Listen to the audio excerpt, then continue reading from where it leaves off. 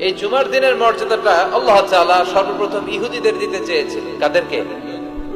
ওরা এটা নেয় নাই। ওরা নিজেদের জন্য শনিবারকে ওদের অ্যাসেম্বলি ডে বানিয়েছে। ওরা বলেছে না, আমরা শনিবারে ইবাদত করব। এই দিনটা আল্লাহ তাআলা নাসারাদেরকে দিতে চেয়েছে, তারাও নেয় নাই। তারা রবিবারকে তাদের ইবাদতের দিন হিসেবে চুজ করেছে।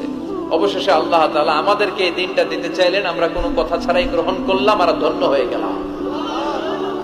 জুমার দিনটা আমাদের দিন, গাদান মানে তারপরের দিন শনিবার হচ্ছে ইহুদিদের জন্য, আর রবিবার হচ্ছে খ্রিস্টানদের জন্য। আর আমাদেরকে জুমার দিন দিয়ে খুশি হয়ে গেলেন কে?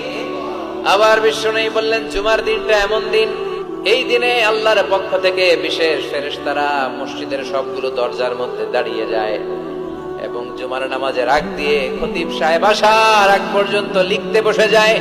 কে কে মসজিদে ঢুকে নামগুলো তারা কাউন্ট করে, এন্ট্রি করে। সর্বপ্রথম জুমার সালাত আদায়ের